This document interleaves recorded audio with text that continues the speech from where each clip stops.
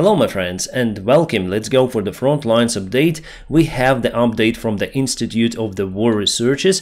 Ukraine moves forward near to Robotyne. Yes, the movement is not very significant, but Ukrainian army entered the second defense line, as it's said by the Ukrainian officials. The speaker of the Ukrainian army told today that our guys penetrated the first defense line and entered for the battle to the intermediate defense line, I think near to this place. They are not saying about the location, but it is the only point where it is possible. For you to understand, this is the first defense line of the Russian Federation, this is the intermediate one, and also the third one and probably the fourth one. Quite a lot of the defense they were able to build throughout the year. The problems for Ukrainian army are standard, the minefields, the trenches, and also the Russian aviation. Then I read some of the articles of mainstream media saying that Ukraine is slow, Ukraine lost the counterattack.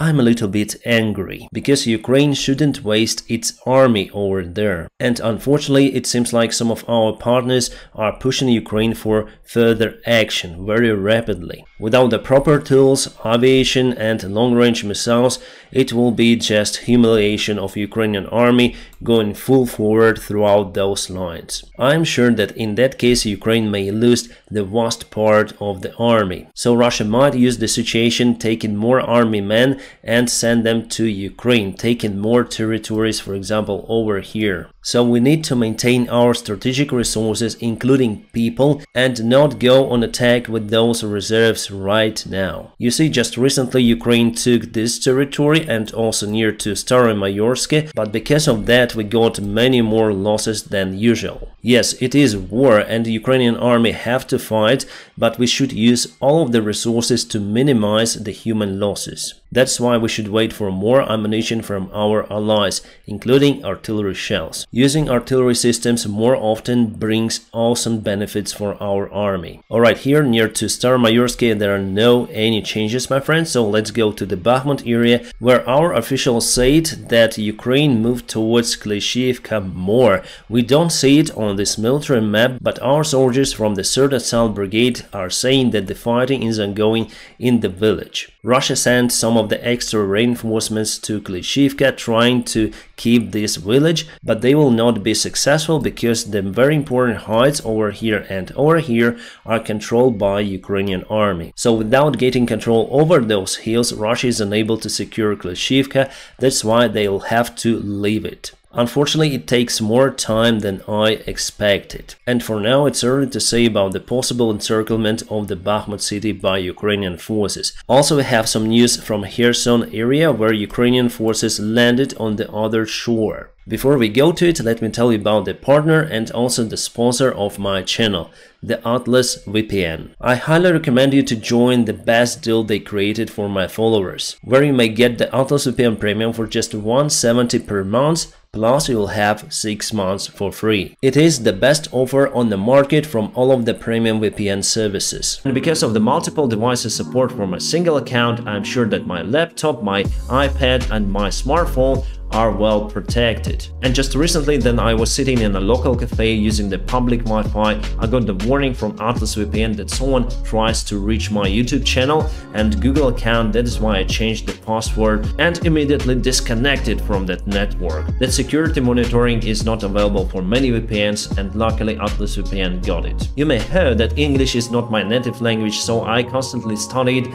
How I study, I just basically watch the Netflix series, and some of them are not available in my country. That is why I switch on the Atlas VPN to watch my favorite series. With Atlas VPN, you simply don't have any limits or any kind of restrictions. And now, my friends, please check out my personal link in the video description just below, where you may get the Atlas VPN Premium for just $170 per month plus 6 months for free. Astonishing deal, especially created for my followers. So hurry up to join the club. Alright, so what about this territory? As you know, Ukraine landed on the other shore just across Antonovsky Bridge, and for the first time in I think 2 months, Ukraine started to gain more territory. Ukraine now has 2 of the advancement vectors, one towards Oleshki and the other one just across the shore. It is not very easy to move forward in this area since there are lots of the swamps, lakes and rivers. but the bridges across the rivers still exist and Ukraine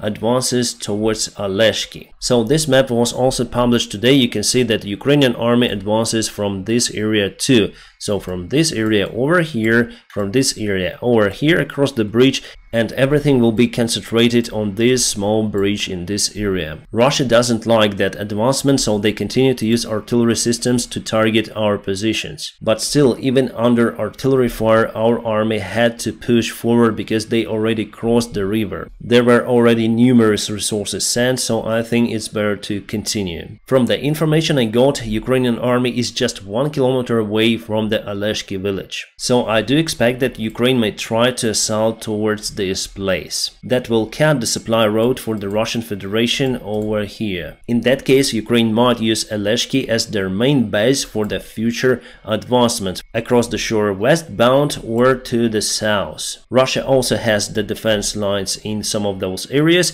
but not as severe as in the Zaporizhia region where they constructed many of them. By the way, here you may also see the gap in the Russian defense, even though the water reservoir is now almost empty, but we have to cross the river to get to this shore, and I don't think that it is possible. Alright, now let's go to other news and events. Alright, about our yesterday's topic, the drone attack on the tanker, we have the actual video from the drone boat. Let's watch it. And by the way, my friends, first, I publish everything on my Telegram channel, so I highly recommend you to go and subscribe for me over there. I have the special group on Telegram and we have more than 200,000 subscribers over there. There you may comment and do many of other stuff, also publish photos and videos.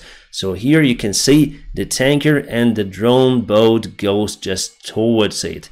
It hits it at this particular place. Well, I have the aviation engineering diploma and I would say that ships are quite similar to the airplanes, speaking about the stringers and bulkheads, so there could be some reinforcement element just in this part, because this area should hold lots of the weight on the aft part, so this should be the reinforced part of the ship. At least I think that it should, and the drone just goes towards this reinforcement part, the connection between the ship reservoir and those rooms. About the destiny of this tanker, it is unknown. The latest information we had was that the main engine room was just flooded, also several other technical rooms in this ship. Russia sent the rescue team, but we are unaware whether they were capable to tow this tanker to Novorossiysk port, because there were no any photos taken by people who are also in the port. Because as for the military ship, you were able to see lots of the video clips. But anyways, I update you if I'll get any kind of the information about this tanker. Our guys sent the information that Ukraine is up to take Robotyne. You can see it's half encircled over there. The situation in this area is much better compared to what we see on the Deep State military map or the Institute of the War Researchers map. So Ukraine performs 2 of the attacks, one to Novoprokopivka and the other one to Robotyne, plus going through the Russian defense lines. This is the main Russian defense line, by the way. So I would say good news from the Zaporizhia front lines. The Ukrainian drone was able to handle the Russian T-90 Prorif tank, as Putin says, the best tank in the world. It happened during the night time, so you see that thermal camera in action. The first drop shell went into the aft part of the tank, but still tank was capable to run away. The engine of the tank was just burning, so it didn't make it far away. So our guys added one more drop, disabling the tank completely. At least the part of the crew survived and they left the tank. But with the last drop, unfortunately, our drone was also disabled and crushed, because there was the detonation of the tank shells. Ukraine continued to use the cluster shells. For example, here you can see the trace on the field. And that is, for example, what is left from the Russian van after the cluster shells. This video is from the Zaporizhia Oblast. You can see the Russian defense line and some of the Dragon 2s, as they call it, the special cones that are used to stop the tanks. And there's the actual fight happening. My friends, I cannot upload everything on this platform, so please follow me on Telegram, because there I publish all of that stuff. Iran also wants to create some sort of the drone boat, the kamikaze boats that may eliminate any ships. But I think that they forgot the word drones, because there is the boat driver inside the kamikaze boat. Yes, and what the driver does, he jumps out from the boat and the boat continues to its target. So the boat is coming to the big ship and there is the big kaboom. So in that case they are unable to control the boat till the final moment. And what to do with the guy who jumped from the boat? He's just somewhere in the open sea? Well, in that case he may stay alive, but not for a long time. I think that the concept with the drone boats is better than the driven kamikaze boat. But I would agree that they put lots of the explosives on this boat. I think this might create a little bit more noise and could be recognized by the enemy side. So the water scooter engine is much better in this case. A very interesting video from the drone I watched today. This is from the K2 Ukrainian battalion. It shows the Russian positions in this abandoned factory. I think it was the oil storage with a base for the vehicles. It shows how good artillery may work in cooperation with the drones. This video is more than 9 minutes long. There are lots of the sound effects, so it's very entertaining to watch. Plus there were tons of the videos from the FPV drones and how our guys use them. However, of course, artillery does much more job. We just watch lots of the FPV drones videos because it's easy to record. And it seems like they're doing better job than artillery, but it's not like that. The same as Russia shows their Lancet drones. From those videos you may say that the Ukrainian army is totally demolished by Lancet. No, it is just easy to show in their propaganda purposes. But again, the FPV drones are doing fantastic job, and Lancet also a big problem for Ukrainian army. We shouldn't underestimate it. This is the Russian T-55, very old tank with a grill on the top. And you know what? This grill was able to stop the anti-tank shell. So at some point grills could help actually. But finally this tank hit the mine and was disabled. As you see, it is not the modernized tank. There is no extra armor on it. The only extra armor they have is this grill, which actually helped. Today again Russia launched the attack on Ukraine during the daytime, and right now while I'm recording this video, they launched the second attack.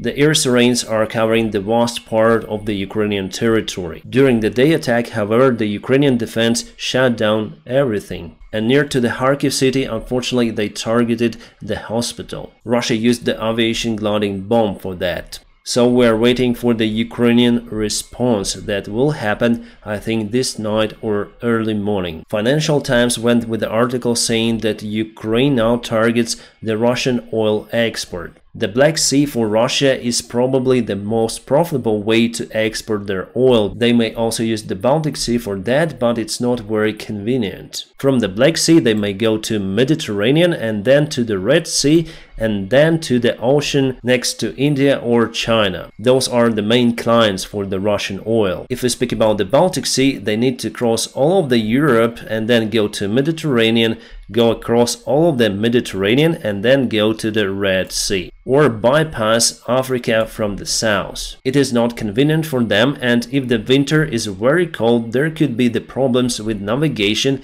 in this area. Russia has the access to the sea, to the oceans, but the most part of its territory is not usable for navigation, especially during the winter time, or there's the lack of infrastructure. That is why the Black Sea is so important for the Russian Federation. Poland says that it may probably need to close the border with Belarus totally. Now the Wagner is the threat even for the NATO countries. The talks about the Ukrainian future has been started in the Saudi Arabia. There are quite powerful countries presented, including China. I think that it could be the diplomatic breakthrough for Ukraine. We may have more allies that support the peace formula of Ukraine. In that case, we need more military support to take back our territory. Plus the introduction of the new sanctions on the Russian Federation from China, from India and from all of those countries that still support Putin's regime. by buying the Russian oil or transferring some of the critical and sometimes military equipment to the Russian Federation. Well, we'll see how it goes, but it's just the first step on this way. About the possible conflict between Nigeria and Niger, the Nigerian Senate declined the offer from the president to start the military intervention to Niger. There is also one more problem for Ukrainian army, the Russian attack helicopters K-52. Russia still has many of those helicopters and they modernized them to fire the longer range missiles. The new range is 15 kilometers and they fire those rockets from the very low altitudes. That's why the United Kingdom may send to Ukraine those air defense systems. Basically, it is the track with the air-to-air missiles. The missile name is Osram-IR. They have the range up to 25 kilometers. Obviously, if you launch those from the track, the range might be shorter, but I think not shorter than 15 kilometers, required to target the new modernized versions of K-52. Hopefully we're gonna receive those air defense systems soon. My friends, I'm gonna keep you updated on situation in Ukraine. Don't forget to press the like button to this video, and also don't forget to check my personal link where you may find the Atlas VPN Premium with a huge discount. I wish you all a peaceful sky wherever you are and have a great time.